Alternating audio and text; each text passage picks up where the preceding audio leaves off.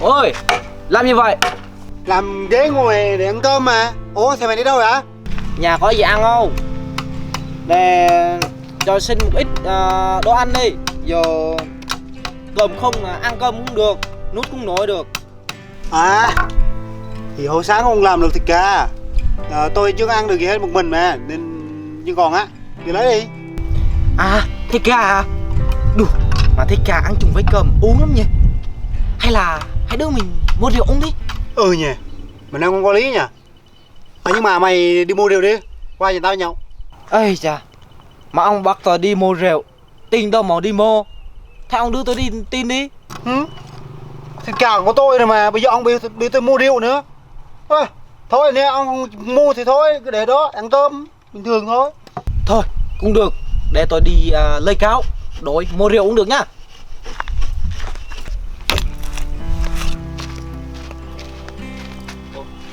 Ê, thế cho mượn xe máy nhá, để đi lấy gạo nhá.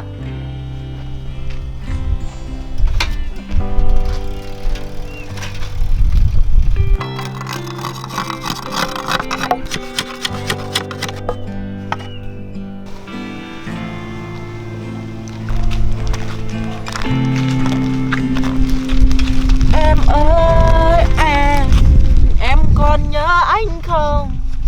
Anh đang mong nhớ tới em. Sao em đi Bình Dương? Đang nhớ em ơi em. Đi Đồng Nai Bình Dương.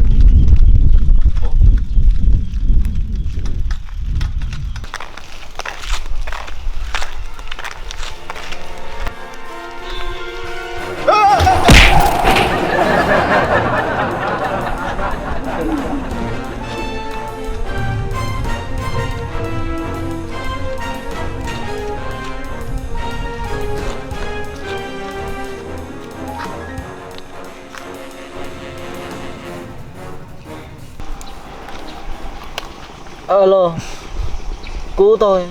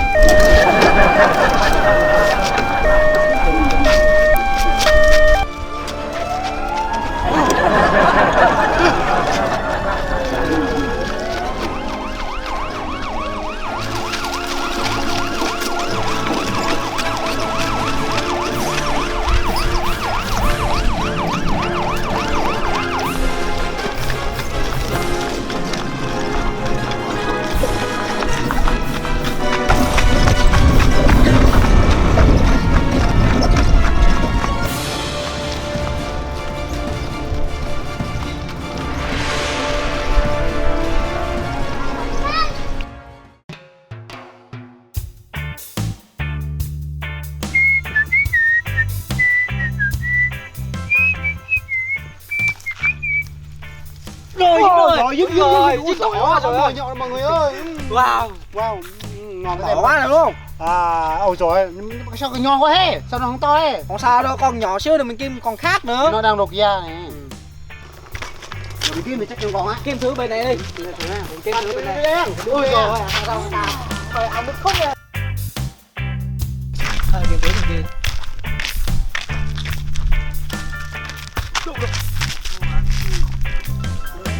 Trời ơi, chảy nước miếng.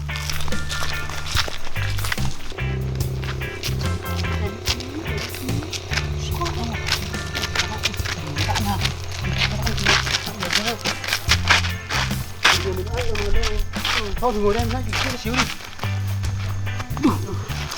Cái xinh như thế này còn máu luôn được. Wow, cái xinh quá nhỉ. Đủ, thế mày có cách không? Để làm quen với cô cái đó. Ồ, cách hả? Ừ. Kiểu bây giờ biết cách nào ta? Ôi giời, lần đầu tiên mình thấy con cá xanh nhìn luôn á. Trời ơi, cái mông nó to kìa.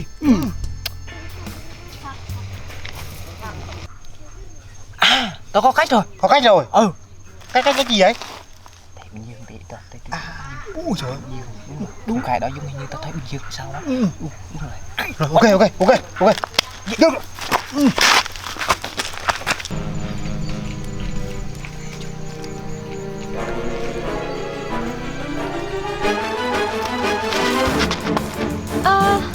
Ôi, cái cặp đôi của tao. Ôi, cặp đôi của tao. Ôi.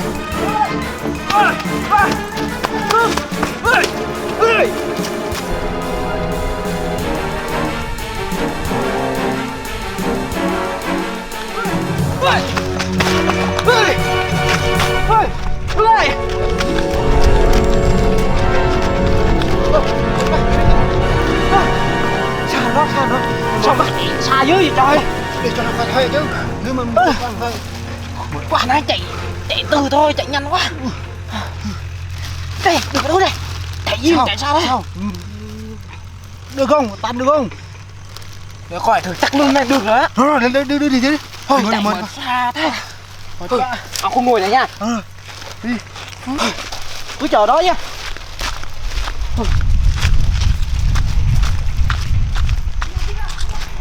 Chắc cô ơi, chắc yêu mình rồi, chắc nó thương lắm mình rồi. Chắc cô ơi đang đợi bên kia, chắc cô ấy mình cha lộ đồ, chắc cô ấy cảm động lắm này. Ồ mà hồi nãy em có sao không? Đây đồ của em đây. Nếu như hồi nãy anh không bắt được á, chắc nó lấy đồ của em rồi đó. Nope. Ủa, không phải đồ của em à? Rác anh ơi.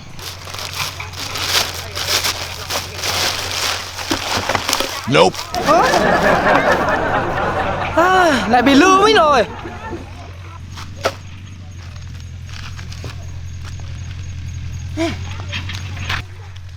Sao? Có thành công không? Thành công cái gì thành công? Ủa sao vậy? Nè. Nope. Hả?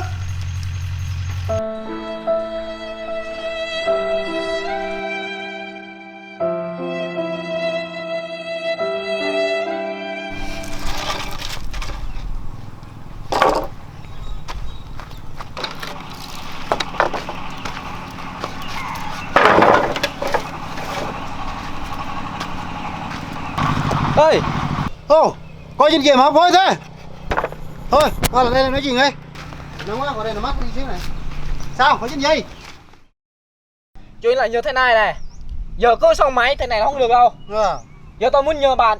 Muốn làm thế nào là tôi muốn có vợ này. Làm như thế mà có vợ? Ừ. Thế bây giờ làm cái gì? Chỉ cần còn một cách nữa thôi. Thế cách gì? Bắt vợ. Hả?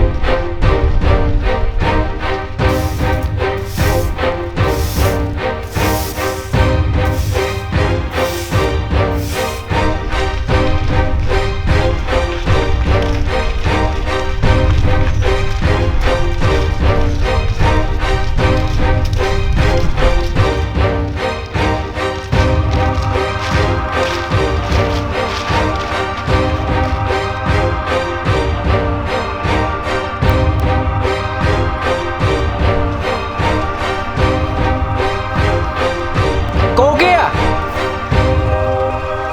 Làm vợ nhé. Anh em bắt vợ tao. Quay lại vô.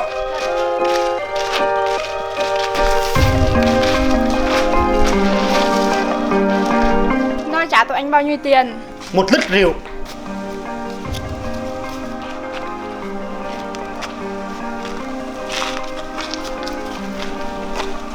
Em muốn anh làm gì? Đánh nó cho em. Ủa cái gì vậy?